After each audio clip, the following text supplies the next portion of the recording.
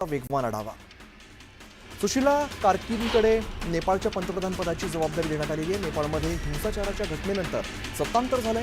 Social मीडियावरती बंदी घातल्याने तरुणांनी हिंसाचार केला होता। सीपी राधाकृष्णन यांनी उपराष्ट्रपती पदाची शपथ घेतली। राष्ट्रपती भवनात सीपी राधाकृष्णन यांचा शपथविधी सोहळा पार पडला। सीपी राधाकृष्णन हे देशाचे 15वे उपराष्ट्रपती आहेत। उपमुख्यमंत्री एकनाथ शिंदे यांनी घेतली उपराष्ट्रपती सीपी राधाकृष्णन यांची भेट। राजधानी दिल्लीत उपराष्ट्रपतींशी चर्चा। अन्य व्यक्ती मोठी झाली तर मी लहान होईन तशी भीती वाटणं मानवी स्वभाव आहे, त्यामुळे भारतावरती टॅरिफ लावण्यात आलाय। मात्र साता समुद्रा पलीकडे राहता मग भीतीचं कारण काय? मी आणि माझं या गोष्टींमुळे हे सर्व काही होतं असं वक्तव्य मोहन भागवत यांनी ट्रम्प यांच्यावरती केलंय।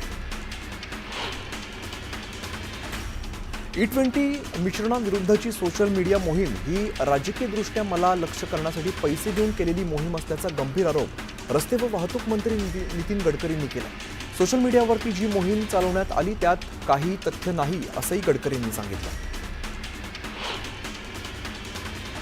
34 जिल्हा परिषदांमधील अध्यक्षपदाचं आरक्षण जाहीर झालंय। स्थानिक स्वराज्य संस्थांच्या निवडणुकीबाबत हालचालींना वेग आलाय।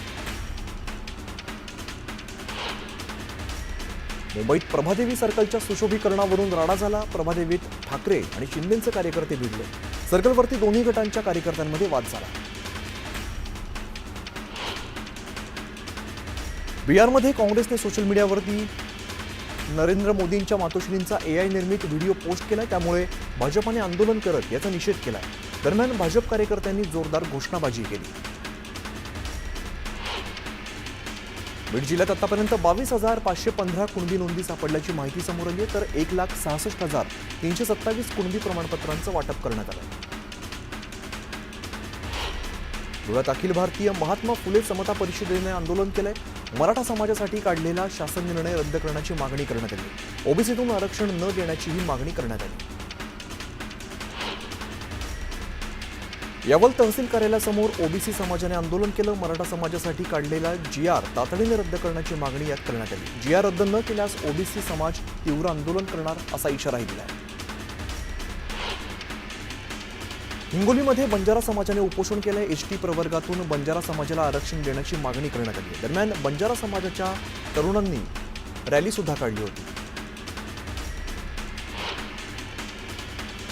जालना जिल्हाधिकारी कार्यालयासमोर आदिवासी समाजाने मोर्चा काढला। बंजारा समाजाला एसटी प्रवर्गातून आरक्षण न देण्याची मागणी करण्यात आली। मोठ्या संख्येने नागरिकांनी आंदोलनात सहभाग घेतला। लातूरच्या रेणापुरात ओबीसी आरक्षणाच्या मुद्द्यावरून 35 वर्षीय तरुणाने आत्महत्या केली। वांगदरी गावात या ठिकाणी जात मंत्री छगन भुजबळ आणि धनंजय मुंडे यांनी तरुणाच्या कुटुंबियांची सांत्वनपर भेट घेतली। लातूरमध्ये आरपीआय नेते सचिन खरात यांनी भरत कराडच्या कुटुंबियांची भेट घेतली। यावेळेला त्यांनी कुटुंबियांचं सांत्वन केलं। त्या कुटुंबाला शासकीय नोकरी द्या आणि 10 लाखांची मदत देण्याची मागणी त्यांनी मुख्यमंत्र्यांकडे केली। आमच्या आरक्षणात अतिक्रमण नको, ओबीसी आरक्षण टिकवण्यासाठी ताकदीने लढणार असा निर्धार मंत्री छगन भुजबळांनी केलाय। आता आरक्षणाच्या संरक्षणाची लढाई सुरू झाली आहे असंही भुजबळ म्हणाले। मराठा समाजासाठी रोज नवीन घोषणा केली जाते। फक्त दहशत आणि दादागिरी हे काय चाललंय असा प्रश्न भुजबळांनी विचारला। 18 पगड जातींची एकजूट आम्ही सोडणार नाही असंही भुजबळ म्हणाले। आरक्षण मिळवण्यासाठी अनेकांनी बलिदान दिलंय। 2 लाख कुणबी सर्टिफिकेट देण्यात आली तेव्हा आम्ही गप्प बसलो असं भुजबळ म्हणाले। मराठा समाजाला 25,000 कोटी आणि ओबीसी मंडळाला 5,000 कोटी हा काय न्याय आहे असा सवाल सुद्धा भुजबळांनी उपस्थित केला। 50% आरक्षणात जास्तीत जास्त मराठा समाज होता। केवळ मराठा समाजाला 10% आरक्षण वेगळं दिलं असं छगन भुजबळ म्हणाले। मराठा समाजाला 10% आरक्षण नको का, ते रद्द करायचं का असा सवाल छगन भुजबळांनी विचारला। आरक्षण मिळूनही मराठा समाजाला ओबीसीत घेण्यास दबाव निर्माण केला जातोय असा आरोप छगन भुजबळांनी केलाय। राज्यात उद्रेक होतो यावर कधीतरी बोला, मराठा नेत्यांनी यावरती बोलायला हवं असं भुजबळ म्हणाले। तरुणांनी टोकाचं पाऊल उचलू नये, आपल्याला लढायचं आहे असं आवाहन ओबीसी नेते लक्ष्मण हाकेंनी केले. GRमुळे ओबीसी तरुणांच्या मनावरती आघात होतो. हा GR रद्द करा, नाहीतर पुढील परिणामासाठी जबाबदार तुम्ही असाल असा इशारा हाकेंनी सरकारला दिला. महायुती सरकारने मराठा समाजाला कुणबी प्रमाणपत्र देण्यासाठी जो GR काढला तो कायद्याच्या चौकटीत बसणार आहे. त्यामुळे ओबीसी समाजावरती कुठलाही अन्याय होणार नाही असं वक्तव्य उपमुख्यमंत्री एकनाथ शिंदेंनी केलं. मराठा समाजाला आरक्षण जर मंत्रिमंडळातले मंत्री जर विरोध करत असतील तर मुख्यमंत्र्यांनी त्यांची भूमिका स्पष्ट करावी असं आमदार शशिकांत शिंदे म्हणाले. सरकारमध्ये एक वाक्यता नाही, त्यांनी फक्त दोन समाजामध्ये तेढ निर्माण करण्याचा प्रयत्न केलाय असा आरोप शिंदेंनी केला.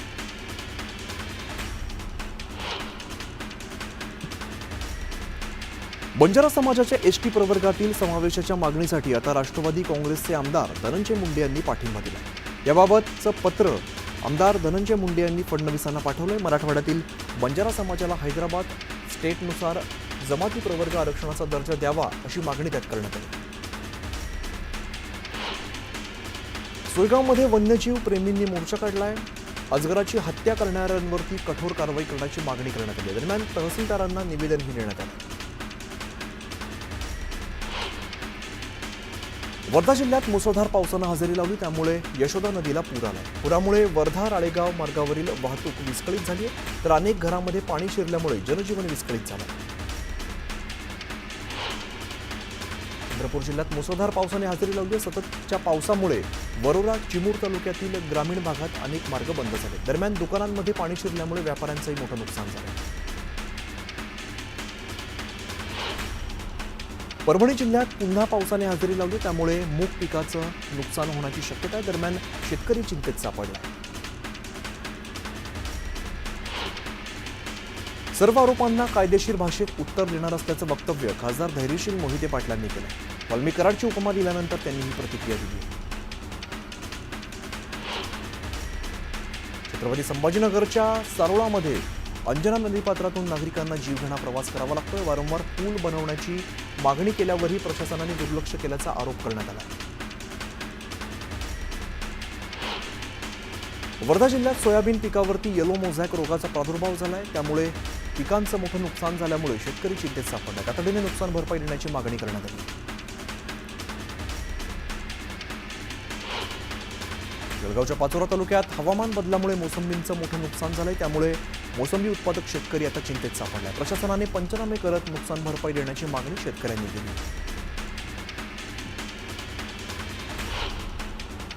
रायगडच्या महाडमध्ये सावित्री नदीचं पाणी काळसर येत असल्यामुळे नागरिकांमध्ये भीतीचं वातावरण निर्माण झालंय. दरम्यान नदीचं पाणी प्रदूषण मंडळाकडून तपासणीला पाठवण्यात आलं.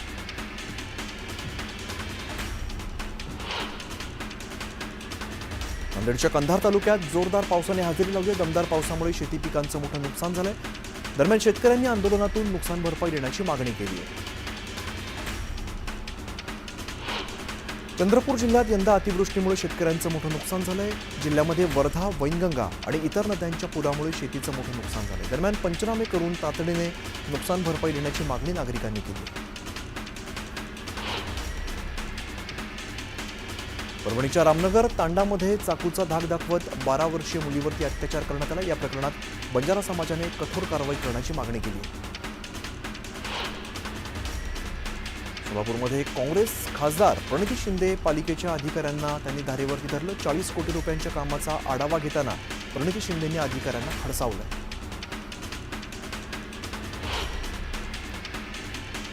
नांदेडमध्ये उत्पादन शुल्क विभागाच्या कार्यालयात महिलांनी मोर्चा काढलाय. कलामंदिर परिसरातील दारूचं दुकान बंद करण्याची मागणी करण्यात आली. मागणी पूर्ण न केल्यास तीव्र आंदोलनाचा इशारा दिला.